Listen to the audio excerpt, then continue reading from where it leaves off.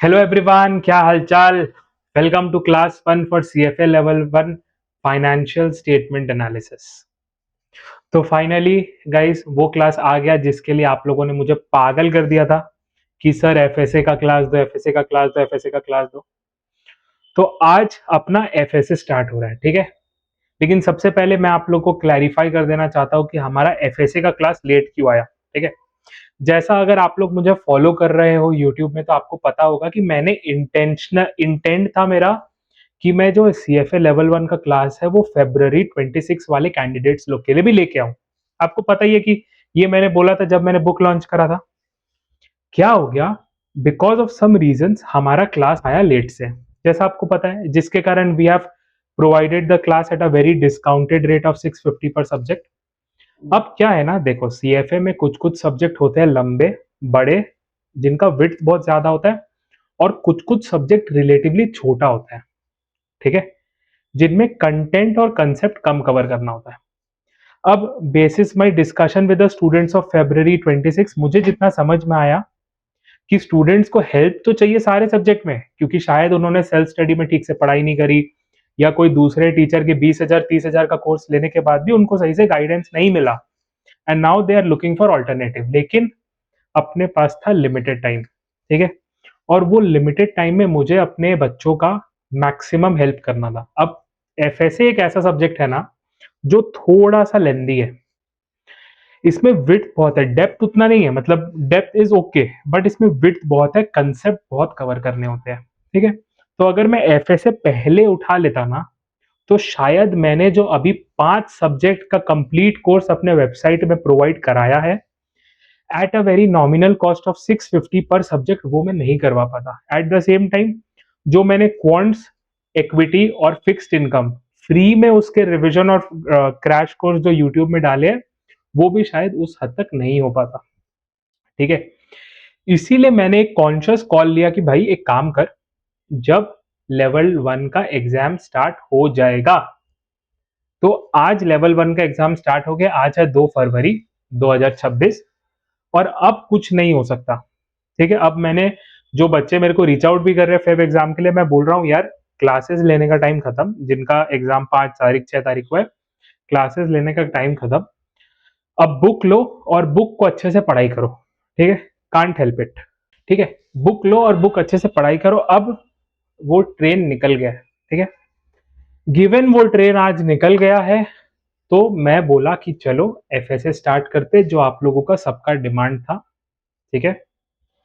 तो सर ये कितना दिन लगेगा, रफली 10 to 15 डेज अपने को लगेगा एफएसए को पूरा निपटाने में। इन डिटेल क्वेश्चन भी कवर करेंगे, ईच एंड एवरी कॉन्सेप्ट भी कवर होगा, और मैं ये अज्यूम करके चलूंगा कि आप लोगों को अकाउंट्स का बैकग्राउंड नहीं है। मैं पहले ही बोल दे रहा हूं, मैं अज्यूम करके चलूंगा आप लोगों को अकाउंट्स का बैकग्राउंड नहीं है। तो जो सीए वाले बच्चे सीएफए कर रहे हैं, या जिन्होंने बीकॉम या एमकॉम किया है और वो लोग सीएफए कर रहे हैं, उनको थोड़ा क्लासेस स्लो लग सकता है, बट सॉरी गाइस, मेरे को वो एक अजम्पशन लेके चलना पड़ेगा, because finance is not a commerce commerce specific discipline.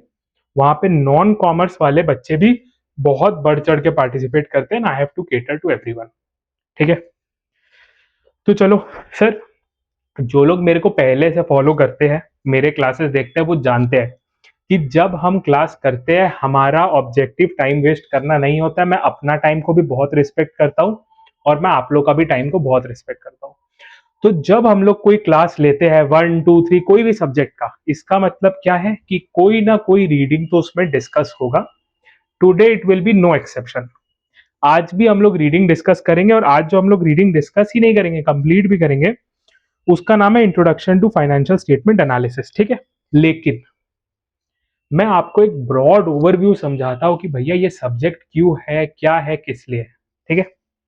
चलो पहले ये समझते हैं सर ये सब्जेक्ट पढ़ क्यों रही है, एक्सेप्ट ऑफ द फैक्ट कि सीएफए इंस्टीट्यूट ने इसको कोर्स में डाला है। वी विल अंडरस्टैंड कि भैया सीएफए इंस्टीट्यूट इसको कोर्स में क्यों डाल के रखे, ठीक है। चलो स्टार्ट करते हैं।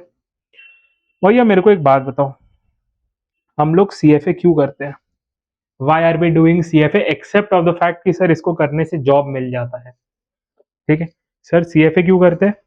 सर सीएफए इसीलिए करते हैं कि हम लोग एक अच्छे इन्वेस्टमेंट प्रोफेशनल बन जाए, करेक्ट। अब सर ये बहुत सारे डिसिप्लिन में हम लोग को हेल्प करता है sir, equity research, private equity, venture capital, बहुत सारा चीज में सर हम लोग को ये हेल्प करता है, ठीक है, रिसर्च एनालिस्ट, ठीक है। मैं वो सब चीज में नहीं जा रहा, मैं जनरलाइज्ड बात कर रहा हूँ।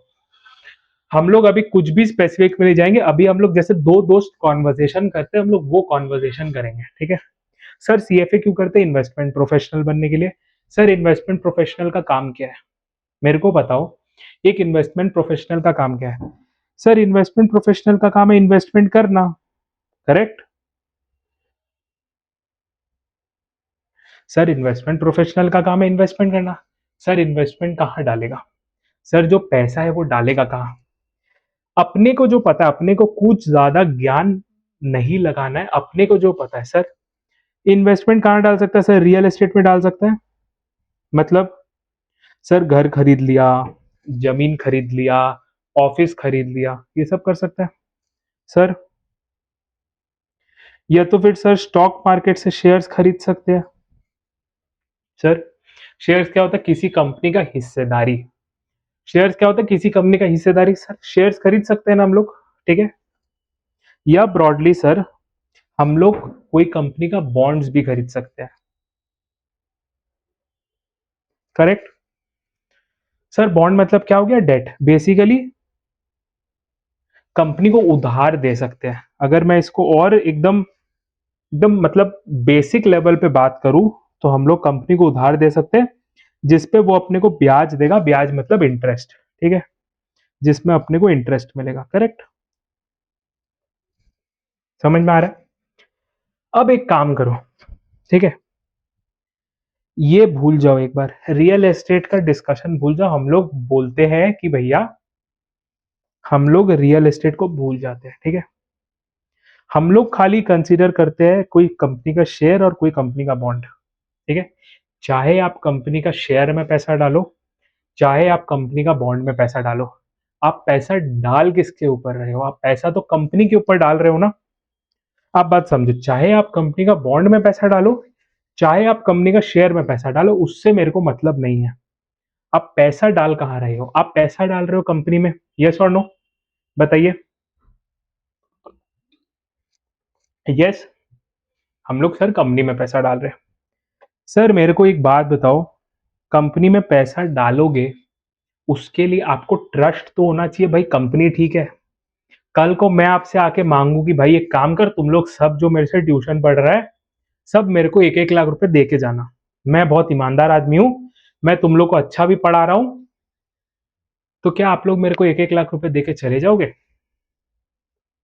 ऐसे ही रुपया दे के चले जाओगे? ट्रस्ट ऐसे ही होता है क्या? ट्रस्ट इज सो इजी क्या? The answer is no. शायद कोई एक आधा बच्चा दे के चला जाए, लेकिन आप लोग सब तो नहीं दोगे। तो trust is not so easy either to earn और टू मेंटेन। मतलब भरोसा ना इजीली कमाया जाता है, ना भरोसा इजीली मेंटेन कर सकते हैं, इसके लिए एफर्ट लगता है, ठीक है। सर भरोसा कब आएगा? आपको मेरे बारे में भरोसा कब आएगा? आज जो मेरा दोस्त है, जो मेरे को बचपन से जानता है, वो तो मेरे पे भरोसा करेगा ना। आइडियली तो करना चाहिए। क्यों? क्योंकि वो मेरे बारे में बहुत कुछ जानता है, ठीक है।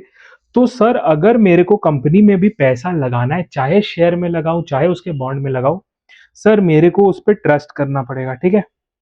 और सर ट्रस्ट आएगा इंफॉर्मेशन से, करेक्ट। अब सर इंफॉर्मेशन मिलेगा कैसे? ठीक है, मेरे को पैसा लगाना है, ये एस्टैब्लिश हो गया। उसके लिए ट्रस्ट चाहिए, ये भी एस्टैब्लिश हो गया, ठीक है। लेकिन सर वो ट्रस्ट के लिए इंफॉर्मेशन चाहिए। सर ये इंफॉर्मेशन आएगा कैसे? क्या मैं कंपनी का जो सीईओ है या जो कंपनी चला रहे उसके साथ बैठ के क्या कॉफी पीने जाऊं क्या स्टारबक्स में? क्या मैं उसके साथ डेट पे जाऊं क्या कि भाई बता कंपनी के बारे में बता? द आंसर इज नो, ठीक है। सर ये कंपनी का जो इंफॉर्मेशन होता है ना, इसका सबसे बड़ा सोर्स होता है फाइनेंशियल स्टेटमेंट्स।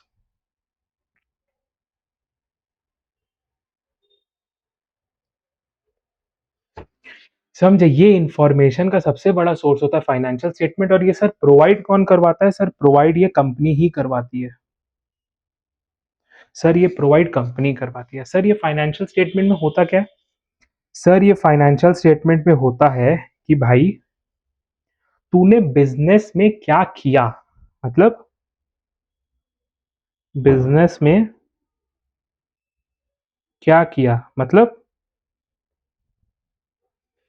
तूने कितना माल बेचा या कितना सर्विसेज प्रोवाइड करी, वो हो गया सेल्स। ठीक है। तूने सर वो सेल्स करने के लिए कितने खर्चे किए, वो हो गया एक्सपेंसेस। ठीक है। और सर जब तूने माल बेचा और तूने खर्चे कर दिए, घर में तू कितना रुपया लेके गया, मतलब अगर तूने 2 रुपए का माल बेचा है और 1 रुपया खर्चा किया तो तू घर में 1 रुपया लेके गया ना। तो सर तू घर में कितने रुपए लेके गया प्रॉफिट, बिजनेस में क्या किया। ठीक है। दूसरा, बिजनेस का हाल क्या है, हाल क्या है। सर बिजनेस का हाल क्या है, मतलब सर बिजनेस के पास कितने एसेट्स है। एसेट्स मतलब आज मैं, मेरे पास 10 लाख रुपया बैंक बैलेंस है, बंगला है, गाड़ी है, ये है, वो है, ये क्या हुआ, ये एसेट्स हुए। ठीक है। एसेट्स मतलब वो वस्तु। ठीक है। एसेट्स मतलब वो चीज, चाहे वो फिजिकल हो चाहे फिजिकल ना हो, वो चीज जो मेरे को इवेंचुअली अर्निंग करने में हेल्प करता है, जो मेरे को एक इकोनॉमिक बेनिफिट देता है। सर मेरे बिजनेस में क्या एसेट्स है? सर मेरे बिजनेस में क्या लाइबिलिटीज है, मतलब मेरे को किसको पैसा देना है। हो सकता है ना सर ये एक्सपेंसेस में कुछ ऐसे हो जो मैंने उसको बोला हो कि भाई देख, अभी तेरे को नहीं देता, तेरे को 10 दिन के बाद दूंगा, अभी तेरे को नहीं देता, तेरे को 10 दिन के बाद दूंगा, 20 दिन के बाद दूंगा, भाई मेरा बात समझ। ठीक है। तो सर लाइबिलिटीज। सर तीसरा चीज, सर बिजनेस आप चला रहे हो तो आपने खुद के कितने पैसे डाले हैं, what is your skin in the game. अगर आपको अपने धंधे पे भरोसा होगा तो आप खुद का भी तो कुछ डालोगे ना। तो सर आपने खुद के कितने डाले हैं पैसे, वो है इक्विटी। सर खुद के कितने पैसे डाले, skin in the game. Sir अगर आपने खुद के ही कुछ नहीं डाले तो हम आपके ऊपर क्यों इन्वेस्ट करें। जब आपको खुद ही का धंधा पे भरोसा नहीं है कि आप उतना सा भी पैसा नहीं डाल सकते, तो sir why the hell will we invest in you. समझ में आ रहा है? ठीक है। सर बिजनेस में क्या किया और बिजनेस का हाल क्या है। तीसरा, पैसा कितना आया और कितना गया, मतलब भाई इवेंचुअली देखो, ये तो प्रॉफिट है, ये तो बुक का नंबर है। ठीक है। बिजनेस का रियलिटी होता है कैश फ्लो, कितना पीसो गयो और कितना पीसो आयो, कितना पैसा गया और कितना पैसा आया, that is the reality of every business. तो cash inflow and cash outflow, कि भाई मेरे हाथ में रोकड़ा कितना है। बात समझो, अगर मैं सपोज 1 करोड़ रुपया प्रॉफिट कमा रहा हूँ, प्रॉफिट सारा पेपर में है, कल को मुझसे कोई धोबी वाला आके या कोई आ, मिल्क वाला आके बोला सर आपका ऑफिस का मिल्क और चाय का 2,000 हुआ, मेरे पास पैसे नहीं होंगे तो मैं उसको चुका पाऊंगा? मैं क्या उसको ये बोलूंगा भाई देख मेरे पेपर में 1 करोड़ रुपया का प्रॉफिट हुआ है? वो तो बोलेगा भाई मेरे को तेरा मतलब नहीं है, तेरे पास जितना प्रॉफिट हुआ है, मेरे को मेरे 2,000 रुपये दे दे। वो तो आके यही बोलेगा ना। तो धंधा को कैश तो जनरेट करना पड़ेगा। ठीक है। अब कुछ बातें होती है ना सर, कुछ बातें होती है जो नंबर्स में बयां नहीं कर रही जाती, उसको लफ्जों में बयां करना होता है। कुछ बातों को लफ्जों में बयां करना होता है, नंबर्स नहीं बताता। ये ये और ये सब नंबर्स थे, करेक्ट। लेकिन सर कुछ बातें लफ्जों में बयां होती है, इंग्लिश में बयां होती है। सर एक्सप्लेनेशन दिया जाता है सर। ठीक है। इंग्लिश में बयां होती है, समझे। और sir last but not the least, sir जो आपका मालिक है,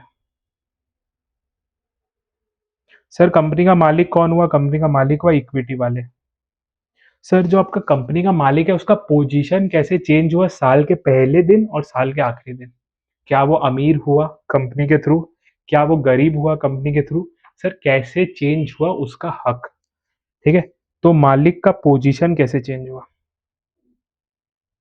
एक फाइनेंशियल स्टेटमेंट इतनी सारी बातों को हमें बताता है। समझ में आ रहा है?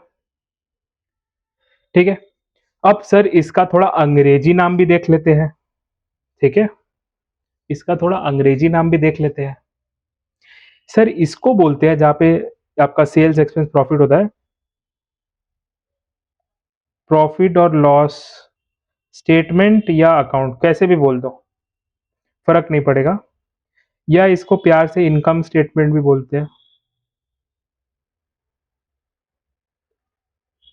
ठीक है, सर दूसरा को बोलते हैं बैलेंस शीट। सर तीसरा को बोलते हैं कैश फ्लो स्टेटमेंट।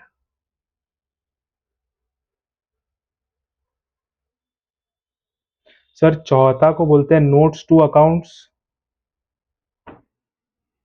और पांचवा को बोलते हैं, यहां पे लिखता हूं मैं, स्टेटमेंट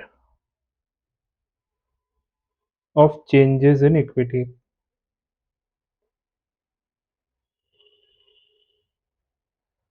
ठीक है, अब बात समझो, जहां जहां ये स्टेटमेंट आ रहा है, नोट्स टू अकाउंट्स में भी और स्टेटमेंट, ठीक है, वो हमेशा उस पीरियड का होता है जिसका फाइनेंशियल स्टेटमेंट बना है।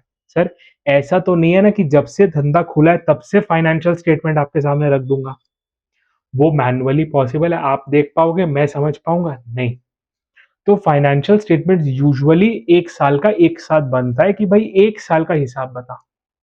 तो प्रॉफिट एंड लॉस अकाउंट एक साल का बनेगा, कैश फ्लो स्टेटमेंट एक साल का, हाँ हो सकता है 6 महीने का भी बने, हो सकता है 3 महीने का भी बने, वो पॉसिबिलिटी है, बट एक ब्रॉडर कंटेक्स्ट में एक साल का ही बनता है। ठीक है, तो सर प्रॉफिट एंड लॉस एक साल का, कैश फ्लो एक साल का, statement of changes in equity एक साल का, नोट्स एक साल का। ठीक है, खाली एक बैलेंस शीट है जो आपके साल के एंड डेट का बनता है। मतलब अगर आपका साल 1 जनवरी से लेके 31 दिसंबर का है, तो profit and loss, cash flow, notes to accounts और statement of changes in equity 1 जनवरी से लेके 31 दिसंबर तक का आपका सारा कर्म कांड को दिखाएगा, आपका सारा कर्म कांड को दिखाएगा। लेकिन बैलेंस शीट खाली 31 दिसंबर का डेट का पोजीशन दिखाएगा कि भाई उस दिन तेरा क्या औकात था, उस दिन तेरा क्या हाल था। ये एक साल का हाल नहीं दिखाता, ये खाली एक दिन का हाल दिखाता है जो साल का एंड का होता है। सर समझ में आ रहा है? दिक्कत हो रहा है समझने में? ऐसा कुछ है जो हवाबाजी है? नहीं, समझ में आया? अब सर क्या है, अब फाइनेंशियल स्टेटमेंट्स तो पढ़ लिए। सर फाइनेंशियल स्टेटमेंट्स तो समझ लिए क्या होता है और क्यों होता है फाइनेंशियल स्टेटमेंट्स। ठीक है, लेकिन फाइनेंशियल स्टेटमेंट्स के साथ ना एक स्टोरी है। सर क्या स्टोरी है? सर फाइनेंशियल स्टेटमेंट की बातें होती है ना सर, तो इसमें 2 लेवल का पढ़ाई आता है सर, इसमें 2 लेवल का डिसिप्लिन आता है सर। पहला, वो स्टडी जो फाइनेंशियल स्टेटमेंट बनाना सिखाता है, मतलब सर वो जो रिपोर्टिंग करना सिखाता है, मतलब कि कैसे बनाए, कैसे बनाए। सर कैसे बनाए मतलब, सर माल 100 यूनिट बेचा और 10 रुपया में बेचा, तो सेल्स कितना होगा? 1000 रुपया। तो वो 1000 रुपया को बुक्स में कैसे दिखाए, वो 1000 रुपया का स्टोरी कैसे बनाए? सर एम्प्लॉयज लोग को सैलरी दिया, सपोज 12 महीने का, हर महीने सैलरी दिया 1000 रुपए। ठीक है, तो 12 महीने का 12,000 हुआ। लेकिन 31 दिसंबर को जो लास्ट सैलरी जाना था वो 31 दिसंबर को नहीं गया, मे बी बैंक में दिक्कत था, वो सर 1 जनवरी अगला साल गया। तो खर्चा तो 12,000 हुआ, लेकिन 31 दिसंबर को आपके माथे में एक उधार आ गया ना, आपके माथे में एक उधार आ गया 1000 रुपए का। आपने भले ही अगले दिन चुका दिया, आपने भले ही अगला दिन चुका दिया, लेकिन एक दिन के लिए तो उधार था आपके पास, खाली वो दिन के लिए जिस दिन बैलेंस शीट बनना था उस दिन का तो उधार था। तो सर उसको कैसे दिखाए? समझ रहे हो? तो सर बहुत सारा कहानी होता है in terms of how transactions will be recorded and reported in the books. Sir books क्या है? सर जब हम लोग फाइनेंशियल स्टेटमेंट बनाते हैं तो हम लोग प्यार से उसको बार-बार बुक्स रेफर करते हैं, transactions recorded in books, transaction recorded in books, transaction recorded in books, transaction reported in books, समझे? तो हम लोग जब भी फाइनेंशियल स्टेटमेंट बनाते हैं उसको प्यार की भाषा में बुक्स बोलते हैं, ठीक है? जिसमें सारा आपका ट्रांजैक्शन रिकॉर्ड होता है जिंदगी का, मतलब बिजनेस का, जिंदगी का, ठीक है? सर कैसे बनाएं? ठीक है? सर ये कैसे बनाने के लिए ना सर बहुत सारे रूल्स आते हैं सर। ये रूल्स कौन डिसाइड करता है? ये रूल्स डिसाइड करता है आपका रेगुलेटरी बॉडीज। रेगुलेटरी भी हो सकता है, नॉन रेगुलेटरी भी हो सकता है, ऐसा कोई बात नहीं है। जिसमें एक्सपर्ट या विद्वान लोग बैठता है, जिसमें एक्सपर्ट या विद्वान लोग बैठता है, मतलब आप लोग भी कभी जब इसके बाद पढ़ाई करके और बड़े लोग बन जाओगे, आप लोग भी एक्सपर्ट लेवल कहलाने लग जाओगे, तो आप लोग भी ये बोर्ड में कभी बैठ सकते हो। प्लस मैं तो कुछ लोगों को जानता भी जो ऐसे टाइप के बोर्ड में बैठते हैं। वो लोग क्या करते हैं? वो लोग अपना दिमाग लगाते हैं, वो लोग अपना एक्सपीरियंस लगाते हैं, और वो लोग बोलते हैं नहीं ये वाला ट्रांजैक्शन को ऐसे रिकॉर्ड करना है, वो वाला ट्रांजैक्शन को ऐसे रिकॉर्ड करना है, तो वो लोग अपना ज्ञान देते हैं, ठीक है? तो सर ये रूल्स के बेसिस में डिसाइड होता है। रूल्स कौन बनाती है? बॉडीज, ठीक है? सर इसका दूसरा होता है एनालिसिस, कि भाई बनाने वाले ने तो बना दिया, ठीक है, रिपोर्टिंग करने वाले ने तो कर दिया, सर अब मैं इसके ऊपर एनालिसिस करके क्या डिसीजन लूं? सर डिसीजन क्या? कि भाई मुझे पैसे इन्वेस्ट करने हैं, मुझे पैसे इन्वेस्ट करने हैं या नहीं। मतलब बनाने वाले ने बना दिया, कैसे बनाया? रूल्स लगा के, ठीक है? अब उसको कोई बंदा देख रहा है, कोई उसको देख रहा है, हाँ ऐसे हुआ है, ऐसे हुआ है, ऐसे हुआ है। अब कोई उसको देख रहा है, समझ रहा है, दिमाग लगा रहा है, स्टोरी को समझ रहा है कि भाई ये नंबर ऐसा है तो क्या दिखाने का कोशिश कर रहा है, वो नंबर वैसा है तो क्या दिखाने का कोशिश कर रहा है। स्टोरी बनाया जा रहा है दिमाग में, और फिर डिसीजन लेगा कि भाई इस कंपनी के ऊपर पैसे डालने चाहिए कि नहीं। समझ में आया? हमारा सब्जेक्ट का नाम क्या है? Financial statement analysis. तो आपसे क्या एक्सपेक्टेशन है as a CFA institute candidates and soon to be members?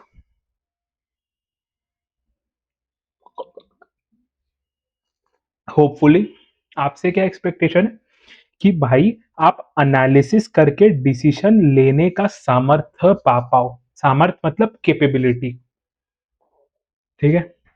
लेकिन इसमें एक आयरनी है। सर क्या आयरनी है? भैया एक बात बताओ, अगर तुमको यही नहीं पता होगा कि क्या रूल्स में फाइनेंशियल स्टेटमेंट बनता है, क्या रूल्स से फाइनेंशियल स्टेटमेंट बनता है, तो तुम क्या हवा में एनालिसिस करोगे क्या? कोई चीज का स्टोरी समझने के लिए, कोई चीज के ऊपर डिसीजन लेने के लिए तुमको उसका नॉलेज तो होना चाहिए। एनालिसिस चलो कर भी लिया, लेकिन नंबर का स्टोरी कैसे समझ पाओगे? फील कैसे ले पाओगे? फील ही नहीं आएगा। तो सर लेवल वन में हम लोग का रिपोर्टिंग पे ज्यादा फोकस रहता है। सब्जेक्ट का नाम है फाइनेंशियल स्टेटमेंट एनालिसिस, लेकिन एनालिसिस के लिए तो हार्डली 2-3 चैप्टर है। पूरा चैप्टर आपका ये रूल्स के ऊपर है। समझ रहे हैं? स्टोरी समझ रहे हैं? पूरा चैप्टर रूल्स के ऊपर है, सॉरी सारा चैप्टर रूल्स के ऊपर है। सर समझ में आ रहा है कि भैया चैप्टर सब्जेक्ट का नाम है एनालिसिस, और आपको बहुत ज्ञानबाजी मिलेगा कि we do this analysis, we do that analysis, YouTube में बहुत है। भैया रियलिटी ये है कि लेवल वन में अपने को बनाना सिखा रहे हैं कि भैया फाइनेंशियल स्टेटमेंट बनाते कैसे है। हाँ, मैं ये नहीं बोलूंगा कि एनालिसिस है ही नहीं, एनालिसिस है, लेकिन ज्यादा पार्ट बनाने का है, क्योंकि अभी बनाना सीखना है कि भैया ये रूल्स अप्लाई कैसे करते हैं, रूल्स क्या है, और रूल्स अप्लाई कैसे करते हैं, रूल्स कब अप्लाई करते हैं। समझ में आ रहा है? क्लियर हो रहा है भैया? ये सब्जेक्ट का थोड़ा फीलिंग आ रहा है? कि हाँ क्या बोलने मांग रहा है। करेक्ट। चलो बढ़िया। अब ना ये डायरेक्ट ये सब्जेक्ट पे एकदम जंप मारते, ठीक है। अगर आप देखोगे तो अपने पास कुल मिला के 12 रीडिंग्स बोल लो, जो अंग्रेजी टर्म है, या चैप्टर बोल लो जो हम लोग बचपन से यूज करते आ रहे हैं, ठीक है। 12 चैप्टर्स है, ठीक है।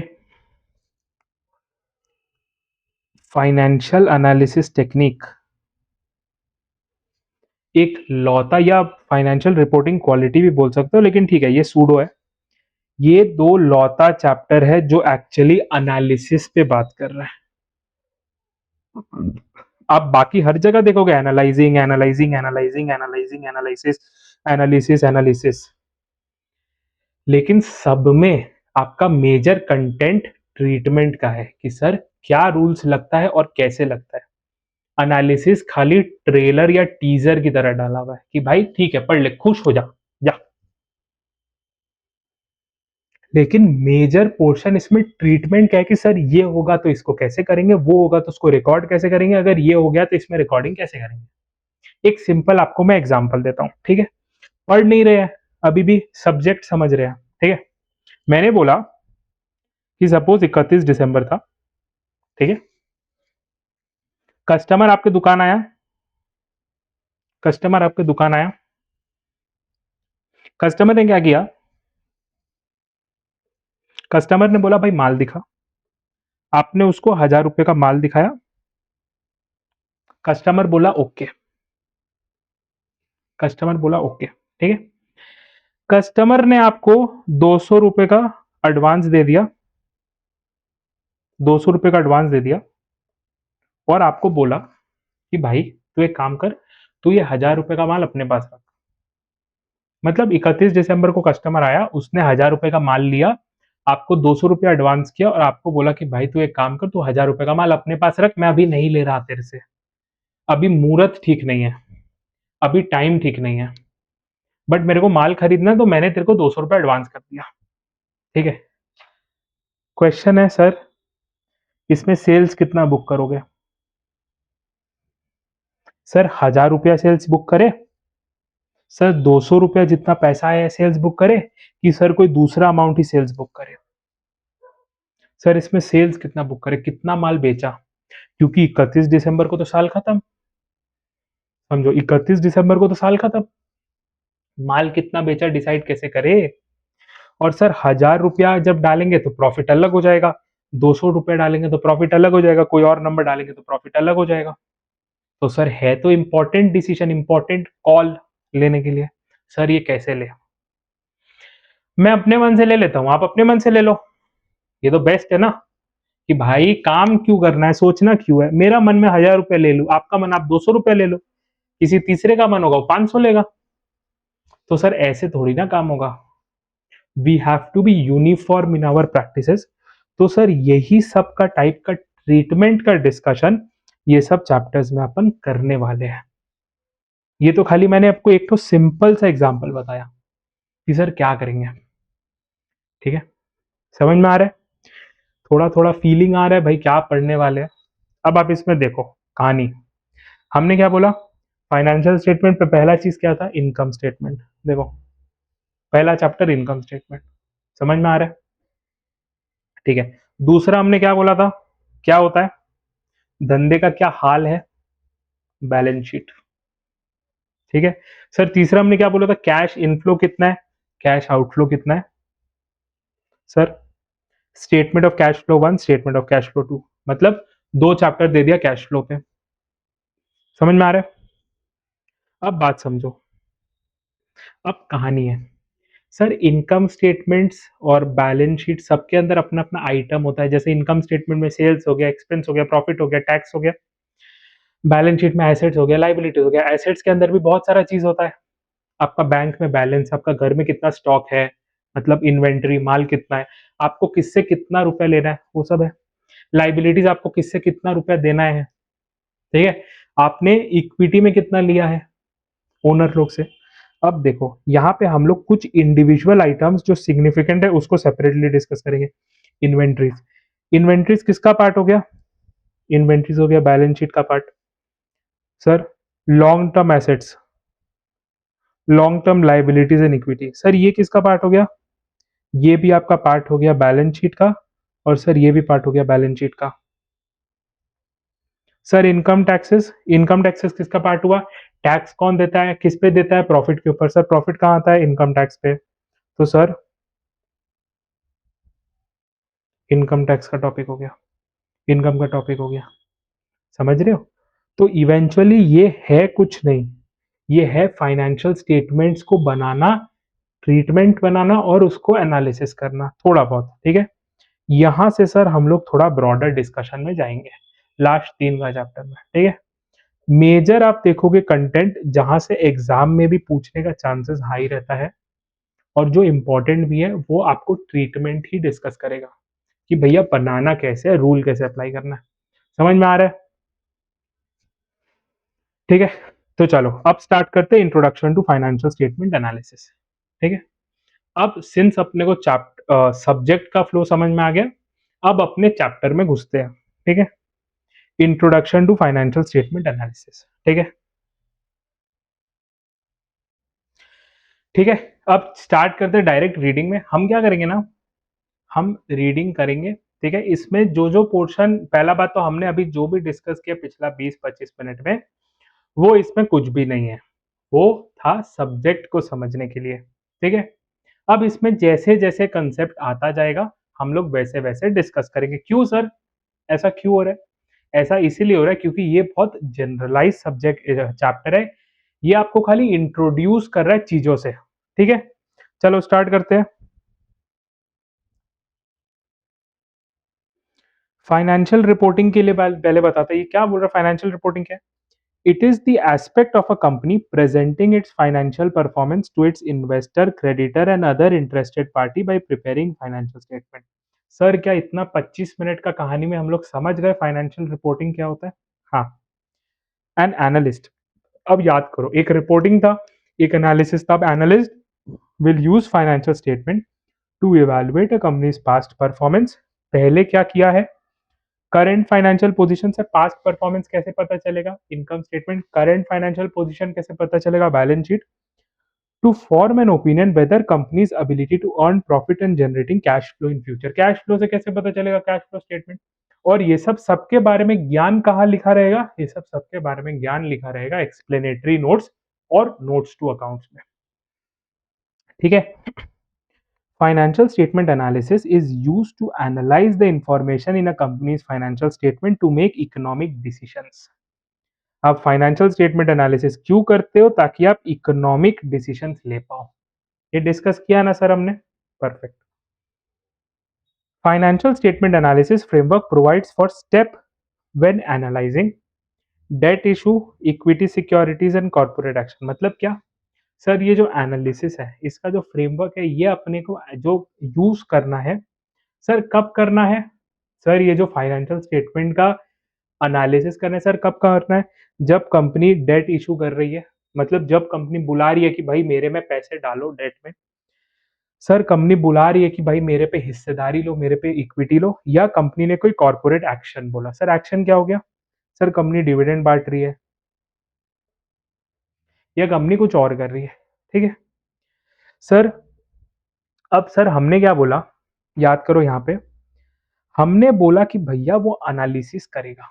करेक्ट, एनालिसिस करेगा तो बहुत ब्रॉड टर्म हो गया।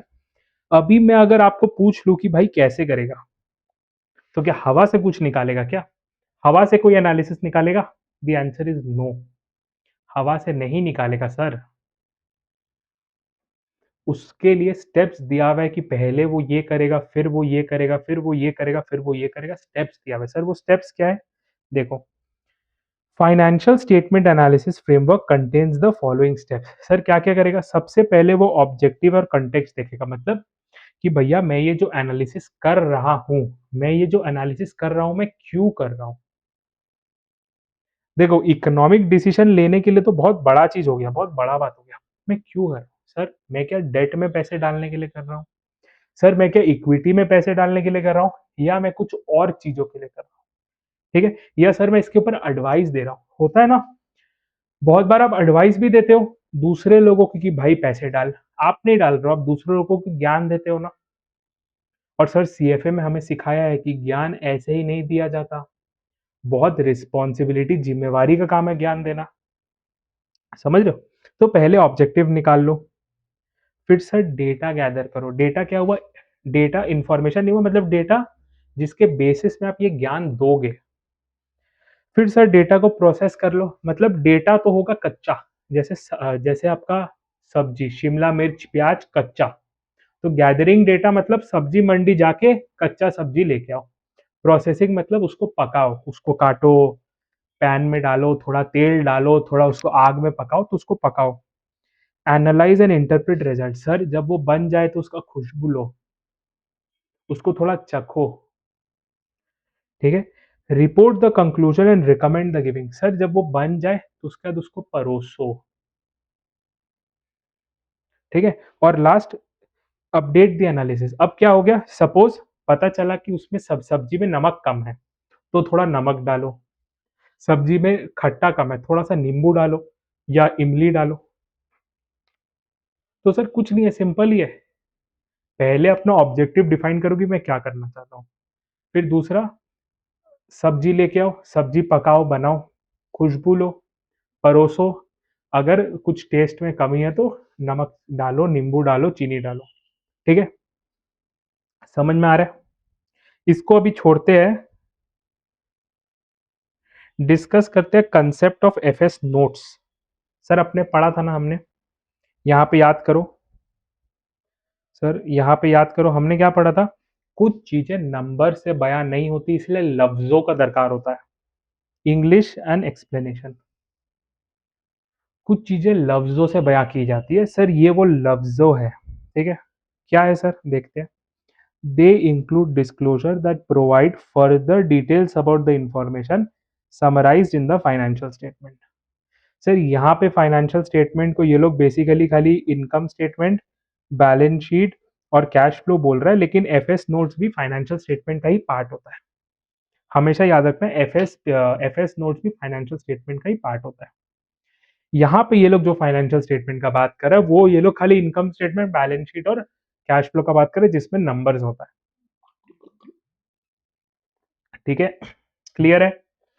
चलो, footnotes allow user to improve their assessment of the amount, timing and uncertainty of the estimates reported in the financial statement। इसका मतलब क्या है, बेसिकली इसको अगर सिंपल शब्दों में बोले तो फुट नोट्स में जो हम बयां करते हैं इंग्लिश राइटिंग में, वो एक एनालिस्ट का असेसमेंट को इम्प्रूव करता है। असेसमेंट किसके बारे में, असेसमेंट कंपनी के बारे में, समझ में आ रहा है, असेसमेंट कंपनी के बारे में। Footnotes provide the following, sir footnotes में लिखते क्या है सर, ये सब लिखते हैं फुटनोट्स में, लिखते क्या है। सर एक बात बताइए सर, ये सब जो आप ज्ञान दे रहे हो सर, ये सब एग्जाम में आ सकता है, बिंदास आ सकता है, 100% आ सकता है, फुल चांस है। सर इसके ऊपर तो एक ऐसा क्वेश्चन भी बनाया जा सकता है कि आप गूगली खा जाओ, ठीक है। तो इसीलिए अपने को हर कंसेप्ट को अंदर से समझना जरूरी है, और इसका फिर टेक्स्ट भी पढ़ना जरूरी है। इसीलिए आप देखना, मेरा हमेशा पैटर्न यही है, हम लोग समझेंगे सब कुछ, लेकिन फिर हम लोग आके अपना नोट्स 100% रीडिंग करेंगे क्लास में, ताकि आपका एक बार का रीडिंग तो मेरे साथ ही आप लोग निपटा दो। क्योंकि भाई मुझे भरोसा नहीं है आप लोग घर में ये क्लासेस के बाद जाके पढ़ोगे नहीं पढ़ोगे, कब बुक खोलोगे। मेरे साथ एक बार रीडिंग कर लोगे ना तो दिमाग में बैठ जाएगा, ठीक है। सर क्या है, basis of presentation of financial statement. Basis मतलब सर क्या रूल्स के ऊपर बनाए हो। सर क्या रूल्स मतलब, हम लोग आगे अभी 10 मिनट बाद ये सीखेंगे ना, हर कंट्री का रूल अलग होता है, हर सिचुएशन का रूल अलग होता है फाइनेंशियल स्टेटमेंट बनाने का।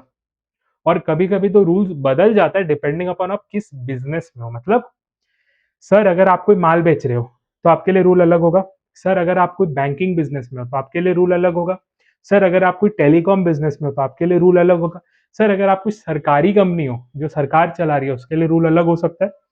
तो हर जगह का, सर अगर आप इंडिया में हो तो आपके लिए रूल अलग होगा, सर अगर आप यूएस में हो तो आपके लिए रूल अलग होगा। तो रूल्स भी चेंज हो जाती है, ठीक है। Provide information about accounting methods assumptions and estimate. Sir ये क्या है?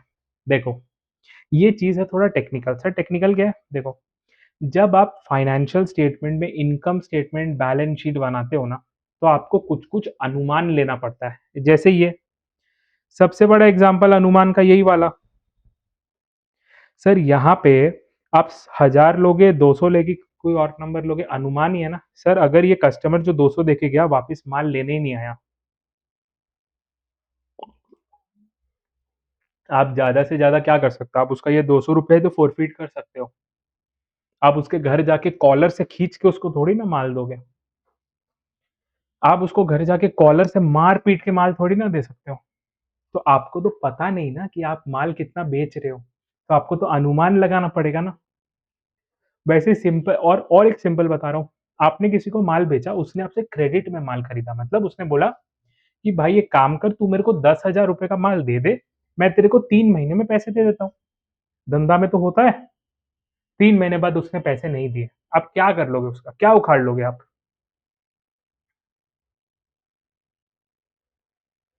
तो सर वो भी तो अनुमान लगाना पड़ेगा ना कि भाई कौन पैसे देगा कौन नहीं देगा, या अगर आपने 1 करोड़ का माल बेचा है तो कितना ऐसे आपका नुकसान हो जाएगा। सर वो भी तो अनुमान ही है। अनुमान को इंग्लिश में क्या बोलते हैं? एस्टिमेट्स। समझ रहे हो? सर दूसरा एग्जांपल, सर आपने एक प्रॉपर्टी खरीद ली। आपने एक प्रॉपर्टी खरीद ली 1 करोड़ की, या प्रॉपर्टी हटाओ, आपने एक मशीन खरीद लिया 10 लाख रुपए का, ठीक है। मशीन से क्या करते हो? सर मशीन ना कटिंग का मशीन है, कपड़ा को फाइनल टी शर्ट बनाने में यूज होता है, ठीक है। सर वो मशीन चलेगा 5 साल, आपने 10 लाख रुपए का खर्चा किया है। अभी जो खर्चा किया ये 5 साल 10 लाख रुपए में और कोई खर्चा नहीं करना पड़ेगा, मतलब आज खर्चा कर लिया 10 साल, 5 साल हम फ्री है। 10 लाख रुपए खर्चा किया, 5 साल हम फ्री है। तो क्वेश्चन आता है कि भाई मैं 10 लाख रुपए आज खर्चा मान लू कि over the period of 5 years में खर्चा मानू 10 लाख का। और सर ऐसा भी तो नहीं कि 5 साल बाद जाके इसका वैल्यू जीरो हो जाएगा। लोहा का, अगर लोहा का मशीन है तो सर लोहा का किलो वाइज तो कुछ बेच पाओगे। अगर उसके अंदर मोटर है तो मोटर का कोई कीमत होगा। सर उसके अंदर ब्लेड है तो ब्लेड का कोई कीमत होगा। तो सर ऐसा तो नहीं है कि 5 साल बाद कीमत अंडा हो जाएगा, अंडा कोई कुछ तो कीमत होगा। तो सर उसका अनुमान कैसे लगाए? समझ रहे हो? तो सर ऐसे ही बहुत सारे आपको अजम्पशंस और एस्टिमेट्स लगाने पड़ते हैं।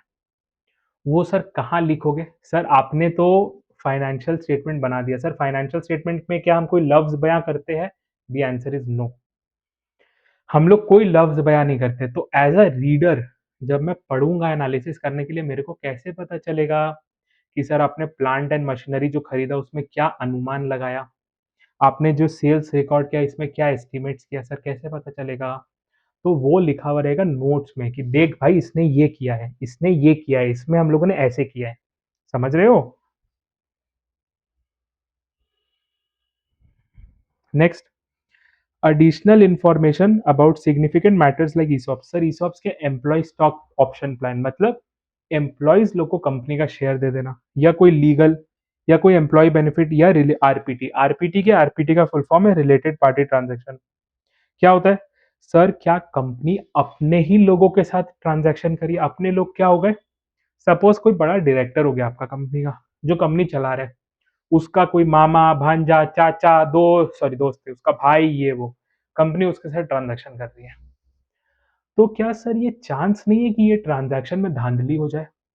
मतलब कंपनी सबको माल बेच रही है 100 रुपए में, कंपनी उसको माल बेच रही है 70 रुपए में, क्यों? क्योंकि जानकार आदमी है, मेरा डायरेक्टर को जानता है। तो सर क्या चांस नहीं है कि कुछ मैं ये नहीं बोल रहा धांधली होगा, मेरा वर्ड को गलत मत समझना। मैं ये नहीं बोल रहा धांधली होगा, चांस है ना सर। तो क्या sir as an analyst, as an जो मैं एनालिसिस कर रहा हूँ, क्या मेरे को ये जानने का हक नहीं है कि कितना ट्रांजैक्शन ऐसा है जहां पे धांधली होने का चांस है? एकदम है, इसीलिए लिखो। Sir audited along with primary FS. Sir ये क्या है? इसको पढ़ते हैं, टेंशन मत करो, सब पढ़ते हैं। देखो, अब भैया मेरे को एक बात बताओ, फाइनेंशियल स्टेटमेंट का नींव कैसे रखा गया था? फाइनेंशियल स्टेटमेंट का नींव मतलब फाउंडेशन कैसे रखा गया था? उसका फाउंडेशन रखा गया था ट्रस्ट बिल्ड करने के लिए, ठीक है। जब मेरे को तेरे पे ट्रस्ट ही नहीं है या तुमको मेरे पे ट्रस्ट ही नहीं है, तो मेरा कुछ भी बोला हुआ या कुछ भी दिखाया हुआ चीजों के ऊपर तुम भरोसा करोगे? बात समझो, तुम जब मेरे पे ट्रस्ट ही नहीं करते, तो मैं तुमको कुछ भी बोल दूं, मैं तुमको कुछ भी दिखा दूं, तुम लोग ट्रस्ट नहीं करोगे। ठीक है? तो sir financial statement in itself is not trust वर्दी, क्योंकि बना तो मैं ही रहा हूं। इसीलिए हम लोग क्या करते हैं ना, हम लोग एक थर्ड पार्टी को लाते हैं, जो ना तुम्हारे तरफ से है ना मेरे तरफ से, ना मेरा जानकार है ना तुम्हारा जानकार है। जो आएगा वो तुम्हारे लिए काम करेगा, जो आएगा वो तुम्हारे लिए काम करेगा। और मैंने जो बुक्स बनाए हैं, मतलब मैंने जो फाइनेंशियल स्टेटमेंट बनाए हैं, उसको चेकिंग करेगा कि भाई इसने ठीक किया कि नहीं, इसने सेल्स ठीक से रिकॉर्ड किया कि नहीं, इसने खर्चे रिकॉर्ड करे कि नहीं, इसने जो एसेट्स में पैसा दिया वो ठीक से किया कि नहीं, उसने लाइबिलिटीज ठीक से किए कि नहीं, इसने नोट्स ठीक से बनाया कि नहीं, वो चेकिंग करेगा। और वो चेक करके तुमको बताएगा हाँ भैया टेंशन मत लो, सब ठीक ठाक है। उसको बोलते हैं ऑडिट। तो पढ़ते हैं, audit is an independent review of entities financial statement. ठीक है? रिव्यू मतलब चेकिंग बोल सकते हो। ठीक है? Public accountants conduct audit and examine the financial reports and supporting records. Sir public accountant क्या हो गया? अगर आप इंडिया से हो तो चार्टर्ड अकाउंटेंट, अगर आप बाहर से हो तो कहीं सीपीए चलता है, सर्टिफाइड पब्लिक अकाउंटेंट, कहीं कुछ और चलता है। बेसिकली जिन लोगों ने कोई पर्टिकुलर इंस्टीट्यूट से डिग्री ले ली है अकाउंटेंट की, मतलब नॉर्मल मुंशी नहीं, नॉर्मल मुनीम नहीं, मतलब जिन्होंने वो डिग्री कर ली है सर, वो ऑडिट कर सकते हैं। और जिनको अलाउड है, सरकार से मान्यता है ये चेक करके बताने का, नहीं भैया सब ठीक है, वो ऑडिट कर सकते हैं। ठीक है? अब ऑडिटर को भी तो बोलना पड़ेगा ना सर। ऑडिटर भी जब चेक करेगा, उसको भी तो कुछ बताना पड़ेगा, उसको भी तो कुछ लफ्जों में बयां करना पड़ेगा। तो ऑडिटर ना अपना जो लफ्ज बयां करता है वो स्टैंडर्ड रिपोर्ट में करता है। सर क्या रिपोर्ट दिया हुआ रहता है? हाँ। जैसे रूल्स होता है अकाउंटेंट्स का, मतलब जैसे रूल्स होता है फाइनेंशियल स्टेटमेंट बनाने का, वैसे ही रूल्स होता है ऑडिट करने का। मतलब मैं अगर किसी ऑडिटर को लाता हूँ, वो अपना मन से ऑडिट नहीं करेगा, वो भी एक रूल्स के द्वारा गवर्न होगा कि भाई देख तेरे को ऐसे ऐसे करना है, तेरे को वैसे ऐसे करना है। तो he is also govern by rules. ठीक है? और वही रूल बताएगा कि भैया तुम जब अपना ओपिनियन दोगे, ओपिनियन मतलब अपना राय दोगे कि ये फाइनेंशियल स्टेटमेंट्स ठीक है कि नहीं है, सर वो 3 पार्ट में होगा। सर वो राय 3 पार्ट में होगा। सर पहला पार्ट क्या है? पहला पार्ट में तुम बता दोगे लोगों को, मतलब तुमको, जो पैसे डालने वाले हैं, जो एनालिसिस कर रहे हैं, कि भाई ये फाइनेंशियल स्टेटमेंट मैंने नहीं बनाया है। सर क्यों इतना फालतू बात कर रहा है? क्योंकि ये देखा गया है कि जो फाइनेंशियल स्टेटमेंट यूज करते हैं, वो शायद उतना सोफिस्टिकेटेड नहीं होता, या उतना पढ़ा लिखा नहीं होता, या उतना जानकार नहीं होता। उनको लग सकता है कि जो अकाउंटेंट आके चेक कर रहा है ना, उसी ने बना दिया है। तो वो पहले बोलेगा कि भाई financial statements are prepared by management, ये उनका जिम्मेवारी था, मेरा जिम्मेवारी है इसको चेक करना। And are its responsibility the auditor has performed an independent review. वो क्लियरली बोलेगा भाई मेरा काम था चेकिंग करना, मैं बनाने का जिम्मेवारी में नहीं हूँ। ठीक है? दूसरा, जनरली एक्सेप्टेड ऑडिट स्टैंडर्ड्स। ये वो नियम है जिसके द्वारा मैं ऑडिट करता हूँ, मैंने फॉलो करे हैं। वो हस्ताक्षर देगा, वो गारंटी देगा, वो आप अपने मुंह से बोल रहा है कि देख भाई मैंने ये फॉलो करा है। सर बोल के नहीं भी तो कर सकता है, एकदम नहीं कर सकता। और सर अगर आप थोड़ा सा भी न्यूज फॉलो करते हो, जितना भी कर्मकांड कंपनी करती है, जो भी कंपनी कर्मकांड करती है, सत्यम हो गया जो इंडिया में हुआ, या एनरॉन हो गया जो पहले हुआ था, सर उसमें यही पता चला कि ऑडिटरों ने अपना काम ठीक से नहीं किया। तो सर क्या होगा? उनको एकदम पटका जाएगा, पेनल्टी लगेगा, जेल होगा, बहुत कुछ होगा। क्यों? क्योंकि वो अपना रिपोर्ट में बोलते हैं, एक्सेप्ट करते हैं कि मैंने ऑडिट अपना शिद्दत के साथ किया है। thus providing reasonable assurance that financial statement contains no material error. और last, The auditor is satisfied that the statements were prepared in accordance with accepted accounting principle. Accepted accounting principle क्या हुआ? हमने बोला ना जो रूल्स के basis में financial बनता है, ऑडिटर बोलेगा मैंने सारी चेकिंग अच्छे से कर ली है, मैं सेटिस्फाइड हूँ कि सर ये फाइनेंशियल रूल के हिसाब से बना है। तो सर इसका मतलब ये है कि ऑडिटर को भी फाइनेंशियल स्टेटमेंट्स का रूल आना चाहिए। The answer is yes. तो तीन लोगों को रूल आना चाहिए, जो बना रहे, जो चेक कर रहे हैं, जो एनालाइज कर रहे हैं, तीनों को आना चाहिए। ठीक है, and that the principles chosen as estimates are reasonable. ठीक है सर, वो ये तीन चीज तो बोलेगा, लेकिन यहाँ पे आप देखो उसने फाइनेंशियल स्टेटमेंट्स कंपनी के फाइनेंशियल स्टेटमेंट्स के ऊपर ओपिनियन नहीं दिया अभी तक। पहला में उसने अपना जिम्मेवारी क्लियर किया, दूसरा में वो बोल रहा है कि मैंने अपना काम जिम्मेवारी से किया है, तीसरा में वो बोल रहा है कि खाली ऑडिट प्रिंसिपल सही है। सर अभी उसने कुछ ओपिनियन नहीं दिया, सर ओपिनियन देगा वो यहाँ पे। सर ओपिनियन कैसा देगा? वो चार ओपिनियन दे सकता है। एक को बोलते हैं अनक्वालिफाइड, एक को बोलते हैं क्वालिफाइड, एक को बोलते हैं एडवर्स, एक को बोलते हैं डिस्क्लेमर ऑफ ओपिनियन। ठीक है सर, पहला क्वालिफाइड पढ़ अनक्वालिफाइड पढ़ लेते हैं। अनक्वालिफाइड में बोलेगा सब कुछ फंटास्टिक है, सब कुछ फर्स्ट क्लास है, टिप टॉप है, कोई दिक्कत की बातें नहीं है। देखो, also known as unmodified opinion और अ क्लीन ओपिनियन। क्लीन मतलब साफ है, indicates that the auditor believes the statements are free from material omission and error. मतलब कोई घपलेबाजी, कोई गलती कुछ नहीं है। सर सेकंड, हम लोग क्या करते हैं लास्ट में, डिस्क्लेमर ऑफ ओपिनियन में क्या करेगा ना, ऑडिटर चुप हो जाएगा, बोलेगा भाई मैं आया था तो था चेक करने, लेकिन यार मुझे समझ में नहीं आ रहा है कि कंपनी का स्टेटमेंट किस तरह बना है। मतलब मैं यहाँ पे फेल नहीं किया, मैं यहाँ पे असक्षम हूं। I am incapable to confirm कि भैया फाइनेंशियल स्टेटमेंट ठीक से बना है। मैं ये नहीं बोल रहा कि ठीक से नहीं बना है, बात समझो।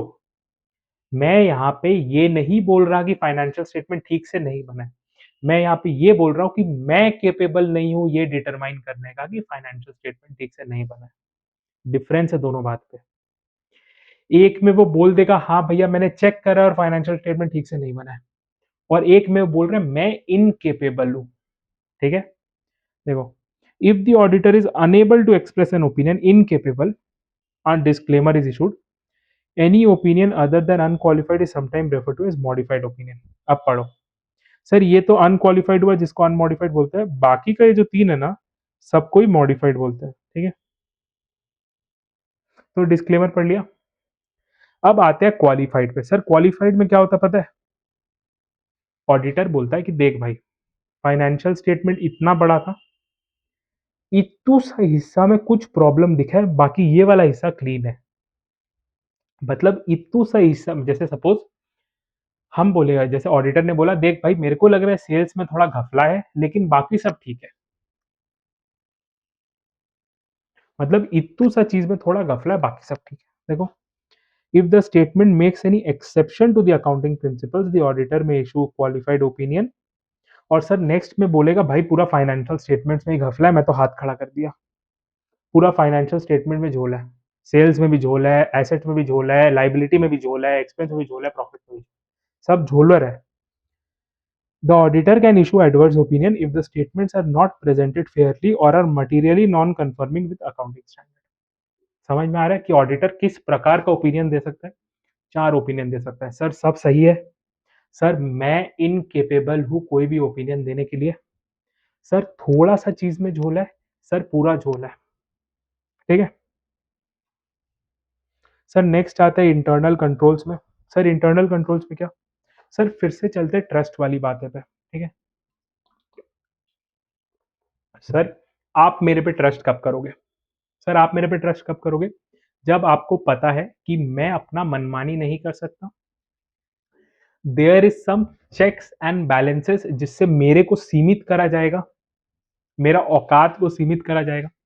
Eight the same time there are some checks and balance जो इंश्योर करेगी कि फाइनेंशियल स्टेटमेंट में घपला नहीं हुआ। देखो क्योंकि मैं बता रहा हूँ, तुम भले ही इंडिपेंडेंट आदमी से जितना भी ऑडिट करा लो, अगर कंपनी को घपला करना होगा अगर कंपनी को घपला करना होगा, कंपनी घपला कर लेगी, ऑडिटर का औकात नहीं है कि वो पकड़ पाए।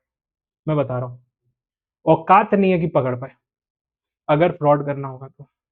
ठीक है, ऑडिटर अपना काम भले ही जितना ईमानदारी से करे, अगर घपला करने पे आया तो it will become very difficult for the auditor to find out.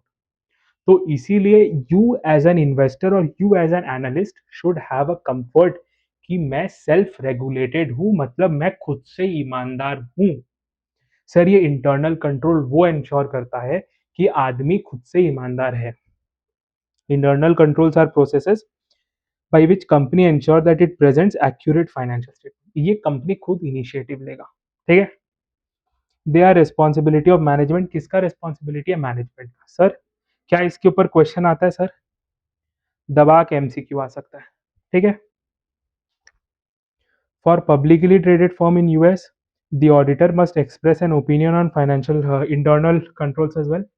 US वाले फर्म्स के लिए ना सर ऑडिटर इसके ऊपर भी ओपिनियन देगा, क्या कंपनी में प्रोसेस है खुद से ईमानदारी का। ठीक है, last, the auditor can provide this opinion separately or as a fourth element in the standard opinion।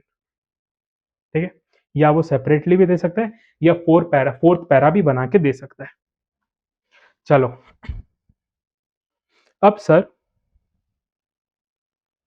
Sir बातें करते हैं, कुछ थोड़ी थोड़ी बातें करते हैं। ठीक है भाई, हमने बोला रूल्स। सर रूल्स तो अलग हो सकते हैं। सर रूल्स तो अलग हो सकते हैं ना, तुम्हारा रूल होगा, मेरा देश का रूल होगा, हर बिजनेस का अलग रूल होगा। किसके लिए? फाइनेंशियल स्टेटमेंट बनाने का। अब अपने को एक चीज समझना पड़ेगा, जो अपना सिलेबस में है ना, हम लोग खाली दो रूल्स के ऊपर डिस्कस करेंगे। सर हम लोग खाली दो रूल्स के ऊपर डिस्कस करेंगे, एक जो यूएस वालों ने बनाया है और एक जो internationally more than 130 countries in principle follow करती है। मतलब सेम फॉलो नहीं करती लेकिन इन प्रिंसिपल फॉलो करती है। ठीक है, जो यूएस वालों ने बनाया है उसको बोलते हैं यूएस गैप। क्या है सर ना, फुल फॉर्म बताइए। यूएस तो पता है, यूनाइटेड स्टेट्स। गैप का है generally accepted accounting principles. Generally accepted accounting principles. ठीक है सर, जो इंटरनेशनली बना है उसको बोलते हैं IFRS. Sir international financial reporting standards. ठीक है सर, ये यूएस में फॉलो होता है। सर ये दुनिया भर के 130 कंट्रीज से ज्यादा में फॉलो होता है। लेकिन सर इंडिया में क्या फॉलो होता है? इंडिया में भी हम लोग इन प्रिंसिपल तो आईएफआरएस ही फॉलो करते हैं, लेकिन हम लोग इसका नाम अपने हिसाब से चेंज कर दिए। उसको हम लोग बोलते हैं Ind AS, Indian accounting standard. वो कुछ नहीं है, वो आईएफआरएस का ही मतलब इंस्पायर्ड वर्जन है। क्योंकि हम लोग कॉपी तो करते नहीं है, मूवीज भी हम लोग कहाँ कॉपी करते हैं, वी गेट इंस्पायर्ड। तो ये इंस्पायर्ड वर्जन है, इंडिया में भी आईएफआरएस ही चलता है। तो पूरा पूरा हम लोग का डिस्कशन में फाइनेंशियल स्टेटमेंट एनालिसिस में हम लोग सीखेंगे कि यूएस गैप के अंदर ट्रीटमेंट कैसे होता है और आईएफआरएस के अंदर ट्रीटमेंट कैसे होता है। थर्ड कोई भी डिस्कशन नहीं होगा। ठीक है, इंडिया में पहले एक जमाने में अकाउंटिंग स्टैंडर्ड चलता था, आज भी चलता है छोटे कंपनीज के लिए, उसका कोई डिस्कशन नहीं है। ठीक है, अगर आपने बीकॉम करा है या अगर आपने सीए का इंटर एग्जाम तक दिया है तो आप लोगों ने एएस किया है, आप लोगों ने इंड एएस नहीं किया है। तो यहाँ पे हम जो ट्रीटमेंट बोलेंगे, that treatment will most probably differ कि आपने अभी तक क्या पढ़ा है। विल मोस्ट प्रोबेबली डिफर कि आप लोगों ने क्या पढ़ा है। अगर आपको थोड़ा सा सिमिलैरिटी चाहिए तो शायद आपके सीए, शायद नहीं मतलब 100% आपके सीए फाइनल में जो आप ट्रीटमेंट्स पढ़ोगे वो आईएफआरएस का ट्रीटमेंट से आपको थोड़ा पहली लगेगा, भाईचारा लगेगा। ठीक है, फर्स्ट चैप्टर में अपने को पहले ही बोल दिया कि अंतर कहाँ कहाँ है between US GAAP and IFRS. Sir पहला, it is based on FSB rule, it was based on ISB rule. मतलब सर यूएस गैप कौन इशू करता है? सर मैंने क्या बोला कि ये जो रूल्स है एक्सपर्ट बॉडी इशू करता है। सर यूएस गैप का एक्सपर्ट बॉडी कौन है? यूएस गैप का एक्सपर्ट बॉडी को बोलते हैं फाइनेंशियल, ये लिख सकते हो, मतलब नहीं भी लिखोगे तो चलेगा, लिखोगे भी तो चलेगा, फाइनेंशियल अकाउंटिंग स्टैंडर्ड बोर्ड, ठीक है। और sir IASB, international accounting standard board, ठीक है। एक और चीज है, ठीक है, जो इसमें स्पेसिफिकली बोला जाता है, जो यूएस गैप है वो है रूल्स बेस्ड, मतलब रूल्स बेस्ड मतलब कि भाई ये करना है, ये नहीं करना है, क्लियर बता दिया, वाइट सॉरी क्लियर बता दिया चीजों को ब्लैक और व्हाइट में, कि भाई ये तुम कर सकते हो, ये तुम नहीं कर सकते। आईएएसबी का जो रूल्स है, मतलब इंटरनेशनल फाइनेंशियल रिपोर्टिंग स्टैंडर्ड है, ये सर प्रिंसिपल बेस्ड है, मतलब ये तुमको बता नहीं रहा है कि तुमको ये करना है, ये नहीं करना है, ये तुमको बता रहे कि ऐसे कर सकते हो, ऐसे करना हो सकता है, this is the good practice. मतलब ये तुमको ब्लैक और व्हाइट नहीं बता रहे, ये तुमको ग्रे बता रहे हैं, समझ रहे हो? ये इसके साथ ये भी बोलता है कि अगर देखो ये क्लियर बोलता है कि भाई तुम ये कर सकते हो, this is the right method या अप्रोप्रिएट मेथड। लेकिन आईएफआरएस ये भी बोलता है कि अगर मैनेजमेंट को लगता है कि इससे बढ़िया कोई नियम है जो हम नहीं बता पाए हैं, इससे बढ़िया कोई नियम है जो हम नहीं बता पाए हैं, वो भी तुम कर लो। वो चीज यूएस गैप में अलाउड नहीं है। यूएस गैप में बोला कि भैया वी आर एक्सपर्ट, जो हमने बोला वो करने का तो करने का। आईएफआरएस बोल रहे हैं ऐसा नहीं है, हम लोग अपने आप को तुर्रम खान नहीं समझते, हो सकता है कि we might have missed out something, तो अगर तुमको लगता है तुमको ऐसे करना है तो तुम कर लो, हमें कोई दिक्कत नहीं है। इसीलिए बोला जाता है कि IFRS is principle based, US gap is rules based. Sir क्या इसके ऊपर क्वेश्चन आ सकता? आपने नोट्स में तो नहीं दिया। देखो आइडियली आ नहीं सकता, but it is a good to know information. मतलब कुछ पढ़ रहे हो तो दो तीन चीज एक्स्ट्रा भी पढ़ लोगे तो आसमान नहीं गिर जाने वाला, ठीक है। सर यहाँ पे जो पढ़ेंगे मोस्ट प्रोबेबली अभी आपको समझ में नहीं आएगा, जैसे जैसे चैप्टर पढ़ेंगे वैसे वैसे समझ में आएगा, लेकिन पढ़ लो एक बार। सर इन्वेंट्री जो सामान होता है ना, माल होता है ना, उसका वैल्यूएशन का ट्रीटमेंट यूएस गैप और आईएफआरएस में थोड़ा अलग अलग है। आईएफआरएस एक मेथड अलाउ नहीं करता है। प्रोडक्ट डेवलपमेंट कॉस्ट, किसी प्रोडक्ट को बनाने का कॉस्ट में, सर यूएस गैप कुछ और बोलता है, आईएफआरएस कुछ और बोलता है। सर जो आप इंटरेस्ट पे करते हो उसका ट्रीटमेंट यूएस गैप कुछ और बोलता है, आईएफआरएस कुछ और बोलता है। सर जो इन सपोज आपके गोडाउन में माल पड़ा हुआ था, उसका वैल्यू आपने गिरा दिया, फिर वापस उसको बढ़ाना है, तो सर उसके लिए भी यूएस गैप और आईएफआरएस कुछ अलग अलग बोलता है। ये मेजर जगह है जहाँ पे यूएस गैप और आईएफआरएस अलग अलग बात करता है। बाकी सब में ऐसा नहीं कि बाकी सब में सेम है, लेकिन ये कुछ मेजर एरियाज था जिसमें सिग्निफिकेंट डिफरेंस है। बाकी सब में हल्का हल्का अंतर है, लेकिन सिग्निफिकेंट डिफरेंस यहीं पे था। सर समझ में आ रहा है? ठीक है।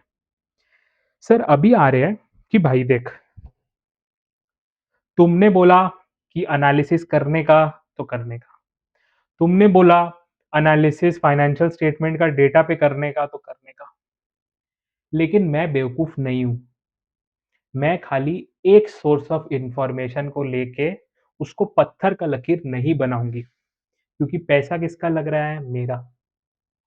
मेरे को मल्टीपल जगह से कॉरोबोरेटेड डेटा चाहिए, मतलब मेरे को तेरा फाइनेंशियल स्टेटमेंट से भी डेटा चाहिए, मेरे को कोई थर्ड पार्टी इंडिपेंडेंट सोर्स से भी डेटा चाहिए, और मेरे को मल्टीपल जगह से डेटा चाहिए, तब जाके मैं एक डिसीजन लूंगी। मतलब तेरे खाली फाइनेंशियल स्टेटमेंट को एनालाइज करके मेरा डिसीजन नहीं होगा, क्योंकि मैं पैसे डालने वाली हूँ। तो सर यहाँ पे डिस्कस हो रहा है कि भाई एक कंपनी का फाइनेंशियल स्टेटमेंट को छोड़ के और कहाँ से आप डेटा निकाल सकते हो, ठीक है। इशूअर सोर्सेज मतलब फाइनेंशियल स्टेटमेंट को छोड़ के भी कंपनी कुछ कुछ और जगह से डेटा देता है, मतलब ये कंपनी प्रोवाइड कर रहा है या कंपनी जनरेटेड,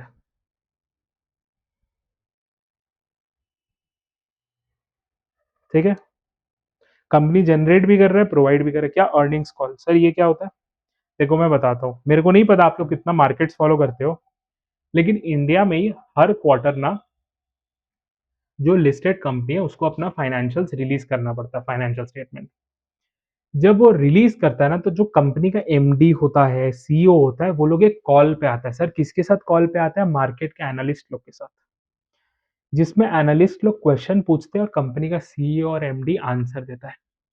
और सर जरूरी नहीं है कि सर वो क्वेश्चन खाली फाइनेंशियल स्टेटमेंट पे हो, सर वो बहुत सारे चीजों पे हो सकता है। क्या कि कंपनी का फ्यूचर ग्रोथ आउटलुक पे क्या है, ये ना ये लिखो थोड़ा।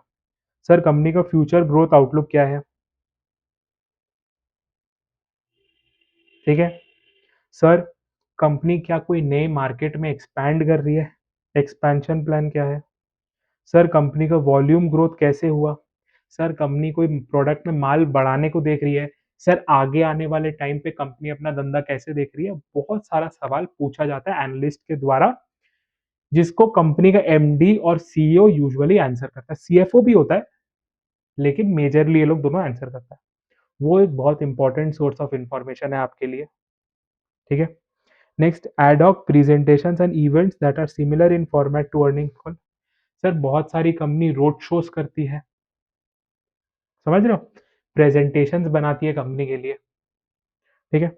Press release focusing on major event. Sir press release करती है, कंस्टेंट कम्युनिकेशन बनाती है।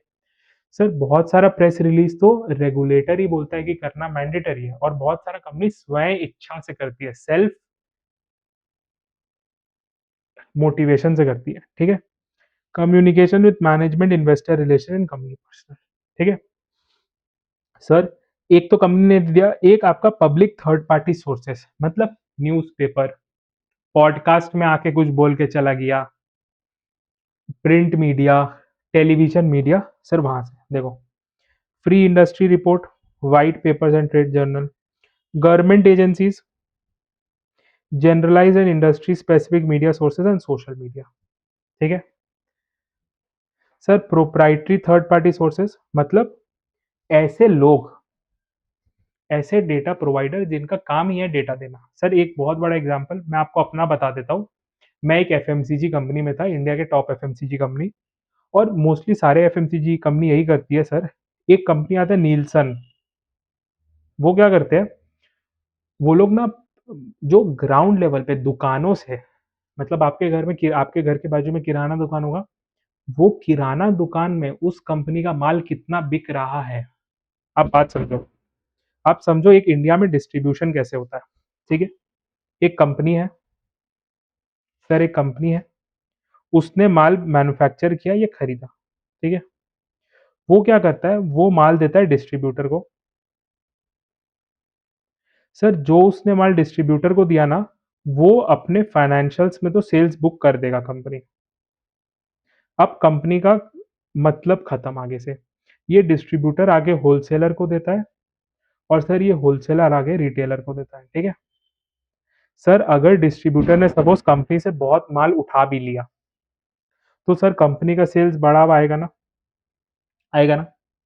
लेकिन सर मेरे को अगर एक बात बताओ, डिस्ट्रीब्यूटर ने आगे रिटेलर को माल भेजा, और रिटेलर इवेंचुअली कस्टमर को माल नहीं बेच पाए, मतलब डिस्ट्रीब्यूटर ने बहुत माल उठा लिया कंपनी से, डिस्ट्रीब्यूटर ने आगे चिपका भी दिया, लेकिन रिटेलर ने कस्टमर को माल नहीं चिपका पाया। तो क्या होगा सर, दो पॉसिबिलिटी, रिटेलर अपना माल रिटर्न करेगा, तो डिस्ट्रीब्यूटर माल रिटर्न करेगा, और सेकंड, डिस्ट्रीब्यूटर अगला बार कंपनी से माल नहीं खरीदेगा। तो सर यहाँ पे तो कंपनी का सेल्स दिख रहा है, यस ये वी डिड इट, ग्रोथ आया।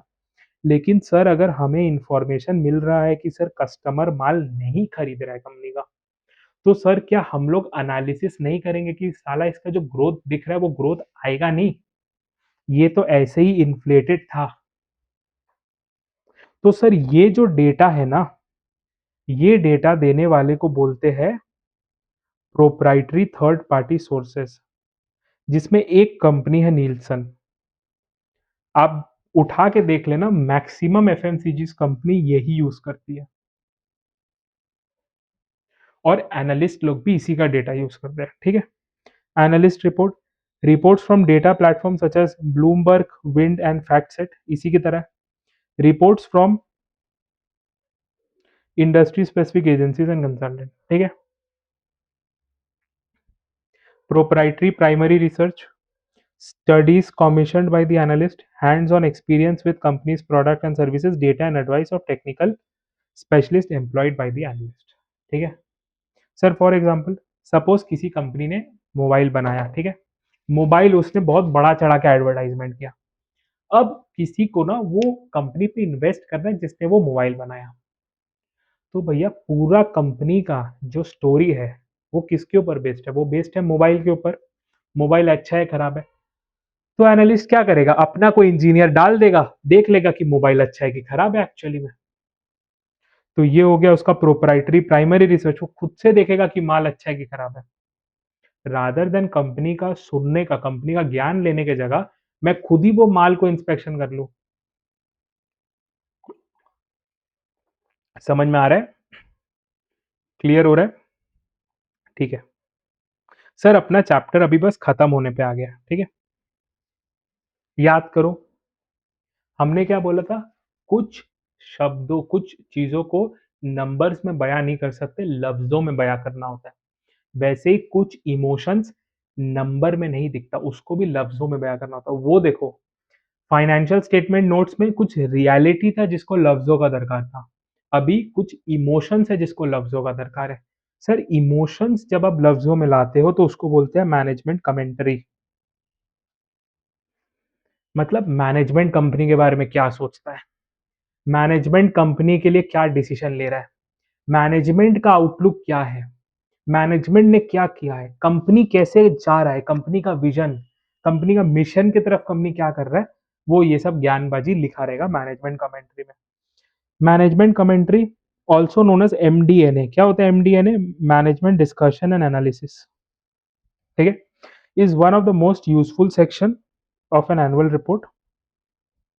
IFRS guidance recommends that management commentary addresses the nature of business।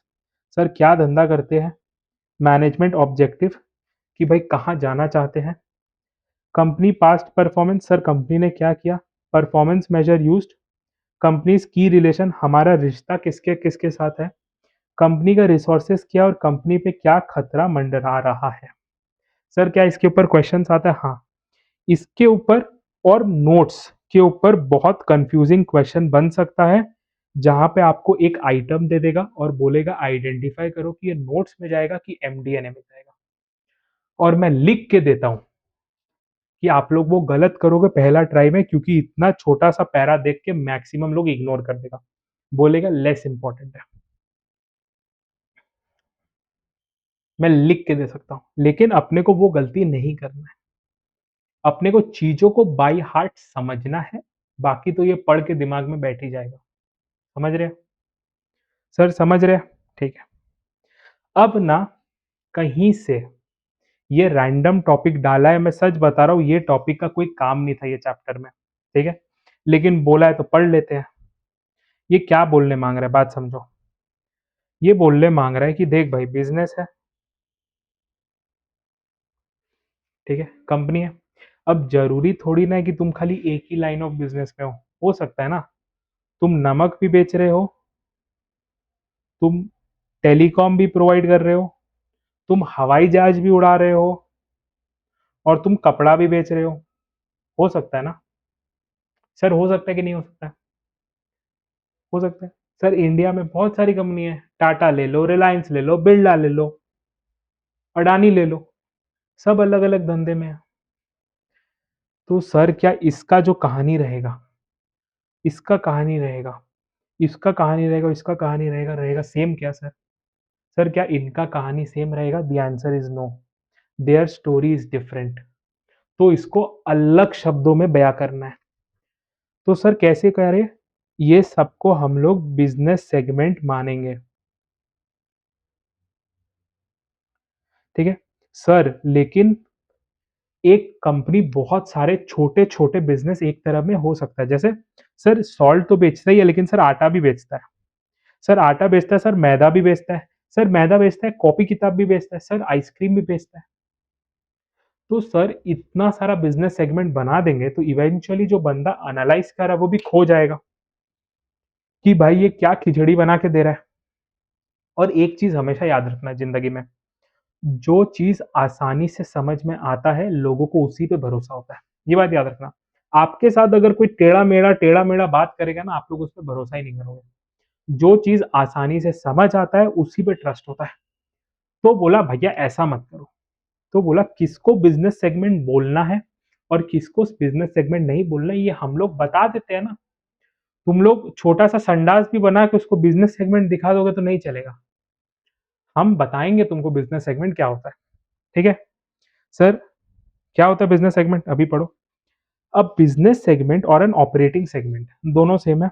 Is a portion of a larger company that accounts for more than 10%। देखो 10% से ज्यादा आइदर रेवेन्यू, एसेट्स और income, या तो फिर sales, या फिर संपत्ति, या इनकम मतलब प्रॉफिट। अब देखो ये जो है ना, मैं ये चीज बता दे रहा हूँ, बहुत जनरलाइज स्टेटमेंट है। क्या?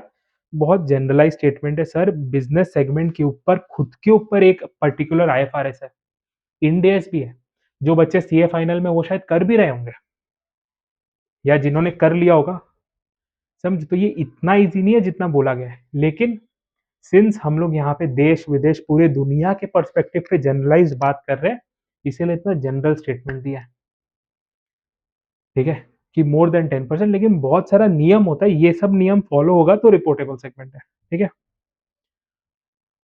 सर, अगर आपने किसी धंधे को रिपोर्टेबल सेगमेंट मान लिया, रिपोर्टेबल मतलब बिजनेस सेगमेंट मान लिया, तो क्या करोगे सर? उसका रेवेन्यू दिखाओगे, उसका प्रॉफिट एंड लॉस दिखाओगे, सर उसका एसेट्स एंड लाइबिलिटीज दिखाओगे, सर उसका इंटरेस्ट दिखाओगे, सर उसका प्रॉपर्टी प्लांट एंड इक्विपमेंट मतलब उसका मोटा एसेट दिखाओगे सर, सर उसमें डेप्रिसिएशन एमोटाइजेशन दिखाओगे, नॉन कैश एक्सपेंस दिखाओगे, उसका इनकम टैक्स दिखाओगे, उसका sir share of equity accounted investment result दिखाओगे।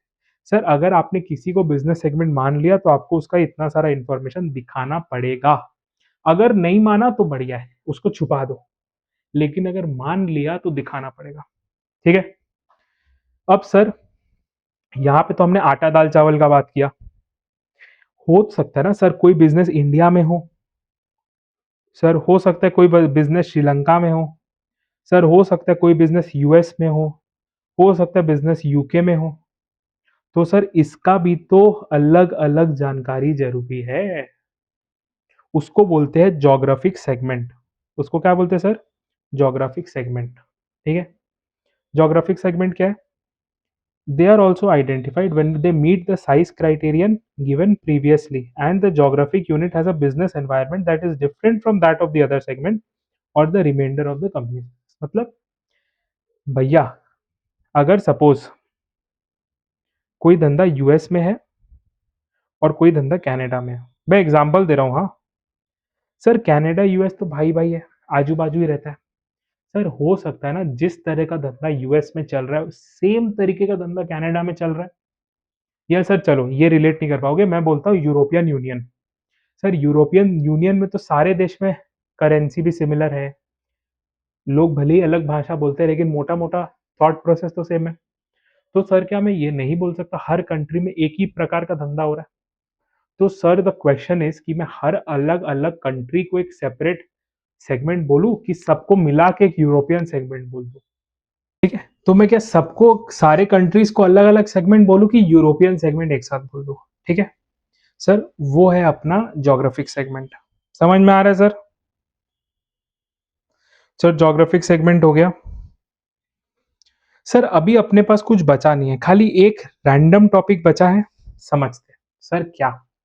सर धंधा कहाँ ऑपरेट होता है? धंधा एक देश में ऑपरेट होता है। ठीक है, तो उसको सर देश का नियम फॉलो करना जरूरी है कि नहीं है? जरूरी है।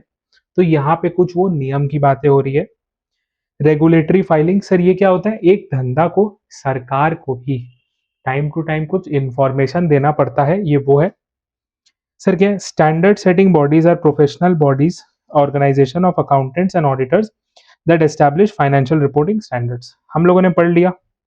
Regulatory authorities are government agencies that have legal authority to enforce compliance with financial reporting standards. ठीक है, एक देश का कुछ एजेंसीज आपके ऊपर मैंडेटरी कर सकती है कि भाई तुम ये देश में ऑपरेट कर रहे हो तो तुमको नियम फॉलो करने पड़ेंगे, नियम पालन करने पड़ेंगे। तो कुछ कुछ नियमों का बनाने वाले बॉडी का बात हो रहा है। सर क्या है? पहला है आयोस्को। आयोस्को का full form international organization of securities commission. Sir ये कौन हीरो है? सर ये रेगुलेटरी बॉडी नहीं है, क्लियर बोल दिया, it is not a regulatory body. Sir इसके ऊपर एमसीक्यू भी आ सकता है कि whether it is a regulatory body और नॉट, ठीक है। But its member work together to improve cross border cooperation and make international regulations and enforcement of more uniform around the world. Sir क्या है? देखो, आज कोई धंधा ऑपरेट कर रहा है यूएस में, कोई धंधा ऑपरेट कर रहा है इंडिया में, कोई धंधा ऑपरेट कर रहा है यूके में, कोई धंधा ऑपरेट कर रहा है जर्मनी में। सर अगर सब अलग अलग तरीके से काम करने लग जाए, तो अगर मैं ग्लोबल इन्वेस्टर हूं, तो आप सोचो मेरे लिए कितना कठिन हो जाएगा, मेरे को कितना काम ज्यादा करना पड़ेगा। इंडिया वालों को समझने के लिए अलग झमेला, जर्मनी वालों को समझने के लिए अलग झमेला, यूएस वालों को समझने के लिए अलग झमेला। तो सर लॉजिकल नहीं है कि सर हम लोग सब एक धुन में काम करें, सर एक तरीके से काम करें। उसको बोलते हैं इंटरनेशनल कोऑपरेशन एंड यूनिफॉर्मिटी। तो यहाँ पे हम लोग वो अचीव करने का कोशिश करते हैं। सर ऑब्जेक्टिव क्या है? प्रोटेक्टिंग इन्वेस्टर जो पैसे डालते हैं, ensuring markets are fair, efficient and transparent and reducing systemic risk। Sir systemic क्या होता है? सर सिस्टमिक वो रिस्क होता है जो सबके ऊपर समान आता है। ऐसा नहीं कि आपके ऊपर अलग मेरे ऊपर अलग, हम लोग के ऊपर समान रिस्क। मतलब सर ये रिस्क कॉमन फैक्टर्स के ऊपर आता है, ठीक है। सर क्लियर है? सर फिर और एक बात आया, सार्बेन्स ऑक्सली एक्ट। क्या है सर बताइए? This act prohibits a company's external auditor from providing additional paid services to the company. Sir अब अपने को ऑडिटर पढ़े हुए ना, अब ये समझ में आएगा। सर एक बात समझाइए, सर ऑडिटर हमने क्या बोला था? ऑडिटर किसके लिए काम कर रहा है? किसके इंटरेस्ट के लिए काम कर रहा है ऑडिटर? ऑडिटर आपके इंटरेस्ट के लिए काम कर रहा है। किसको चेक कर रहा है ऑडिटर? मुझे चेक कर रहा है। लेकिन मैं हूं सियाना आदमी, मैंने ऑडिटर को बोला देख भाई तू मेरा फाइनेंशियल तो चेक कर ले, अपने हिसाब से चेक कर ले। लेकिन मैं क्या करता हूं ना, मेरे को एक काम करना है, मेरे को ये एडिशनल काम करना है, मैं सोच रहा हूं मैं किसको दूं किसको दूं किसको दूं, मैं तेरे को दे देता हूं, देख ले आगे तेरे को कैसा रिलेशन मेरे साथ मेंटेन करना है। मेरे को ऑडिटर को बस इतना बोलना है, दुनिया में कोई ऐसा बंदा नहीं होगा जो मेरे साइड से काम करने को अग्री नहीं होगा। वो बोलेगा ठीक है मालिक, आपका फिनेंशियल बहुत अच्छा है, मैं सबको जाके यही बोल देता हूँ कि आपका फिनेंशियल एकदम एरर फ्री है, एकदम बढ़िया है, अनमॉडिफाइड, एकदम टॉप क्लास फिनेंशियल है, आप ये धंधा मेरे को ही देना अपार्ट फ्रॉम ऑडिट, ठीक है। तो सार्बेन्स ऑक्सली ने वो मना ही कर दिया कि ऑडिटर चाहे भी, कंपनी भी चाहे भी, तो भी एक्स्ट्रा सर्विसेज ऑडिटर को नहीं दे सकती। तो ऑडिटर के पास बिकने का, मैं एकदम हार्श वर्ड यूज कर रहा हूं, ऑडिटर के पास बिकने का कोई चांस ही नहीं है, ठीक है। The auditor must provide a statement confirming the effectiveness of company's internal control। ये तो हमने पढ़ ही लिया था, ऑडिटर देता है। सर अब ये क्या है ना, देखो सर एसईसी के, SEC securities exchange commission, sir जो कंपनी लिस्टेड है ना, ठीक है, ये कहाँ की बात हो रही है? ये हो रहा है यूएस का, ठीक है। क्यों सर? सीएफए मेजरली यूएस का ही कोर्स है ना, इसीलिए है ग्लोबल डेजिग्नेशन, लेकिन यहाँ पे यूएस फोकस ज्यादा है। तो वहां पे जो कंपनी है ना, वहां पे कंपनियों को कुछ फाइलिंग करना पड़ता है, ये सब वो फाइलिंग का नाम है। सर क्या हम लोग को फाइलिंग का नाम याद करना जरूरी है? देखो यार, मैंने कुछ क्वेश्चन बैंक्स में, मतलब जब मैं रिसर्च कर रहा था तो देखा है कि फॉर्म्स के नाम के ऊपर क्वेश्चंस आते हैं, ठीक है। एग्जाम का तो डिटेल्स में ऐसे ओपनली नहीं बता सकता, it is against professional ethics, ठीक है। लेकिन अगर थोड़ा थोड़ा दिमाग में याद हो पाए तो कर लो, डेलिबरेट अटेम्प्ट मत करना कि सर मेरे को फॉर्म याद करना है बच्चे की तरह, फॉर्म 10A का मतलब ये है, फॉर्म 3 का मतलब ये है, सर फॉर्म 2A का मतलब ये, वो बच्चा वाला काम नहीं करना है। जितना याद हो पाए उतना ठीक है, वरना चलेगा, ठीक है। सर क्या है? एक है फॉर्म S1। S1 क्या होता है? Registration statement before the sale of new securities. Sir public को सिक्योरिटी देने से पहले एक रजिस्ट्रेशन स्टेटमेंट देना पड़ता है। सर फॉर्म 10 के, ये याद कर लेना, क्यों, समझ में आएगा। Annual filing that includes information about business risk, legal issues, audited FS, disclosure, management and other important discussion. तो इतना देरी से 1 घंटा से जो ज्ञान की बातें कर रहे थे, सारा फाइलिंग 10K में करना पड़ता है। 10K इंपॉर्टेंट है, याद कर लेना। ज्यादा तो नहीं बोल रहा हूँ, 10K ही बोल रहा हूँ sir. 10Q quarterly filing, update of interim financial statement, मतलब हर 3 महीने में जो फाइनेंशियल्स बनता है। Disclosure about significant event and changes in accounting policy, ठीक है सर। फॉर्म DEF 14 है, क्या होता है, filing done for proxy statement for share holders before annual meeting और वोट, ठीक है सर। प्रॉक्सी स्टेटमेंट क्या है, बेसिकली मैं कहानी बताता हूँ क्या होता है। हर कंपनी एनुअल मीटिंग कराती है, जिसमें ना कंपनी के शेयर होल्डर्स मतलब कंपनी के मालिक आके बैठते हैं और इंपॉर्टेंट डिसीजन पे वोटिंग करते हैं, ठीक है, कि ये होना चाहिए नहीं होना चाहिए। अब सपोज सर आपके पास 2 शेयर ITC का है, 2 शेयर HUL का है, 2 शेयर टाटा का है, 2 शेयर रिलायंस का है।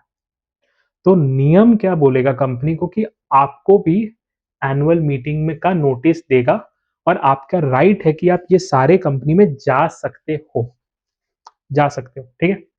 बट 2-2 शेयर के लिए जाना क्या लॉजिकल है? The answer is no. तो क्या करोगे, आप किसी बंदे को नियुक्त करोगे, अपॉइंट करोगे कि वो आपके बदले जाके वोट दे के आए।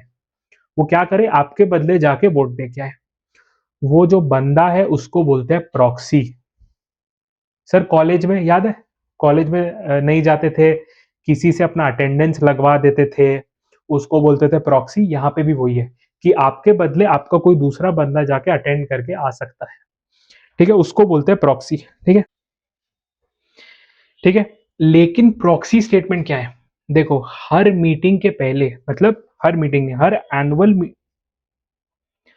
एनुअल मीटिंग के पहले कंपनी को SEC को बताना पड़ता है कि भाई ये मीटिंग क्यों रखा है, क्या एजेंडा है, डायरेक्टर लोग को रख रहे हैं, निकाल रहे हैं, कोई डिसीजन ले रहे हैं।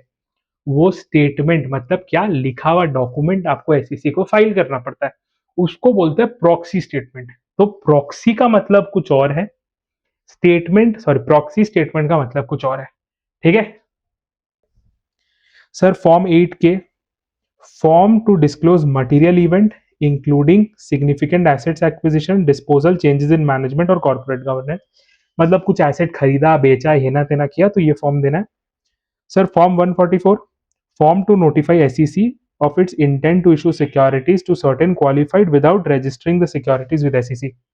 ये अब इंटरेस्टिंग है सर, अगर सिक्योरिटीज रजिस्टर करना है तो करेंगे S1, सर अगर रजिस्टर नहीं करना है, खाली कुछ क्वालिफाइड लोगों को देना है तो करेंगे 144। इसके ऊपर भी क्वेश्चन बन सकते हैं, कंफ्यूजिंग क्वेश्चन बन सकते हैं, ठीक है sir. Form 345, it involves the beneficial ownership of securities by a companies officer and director, ठीक है। तो सर इसके साथ हमने रीडिंग 1 खत्म किया और हमने बहुत अच्छे से समझा कि फाइनेंशियल स्टेटमेंट एनालिसिस का सब्जेक्ट अपने को कहां लेके जाना चाहता है।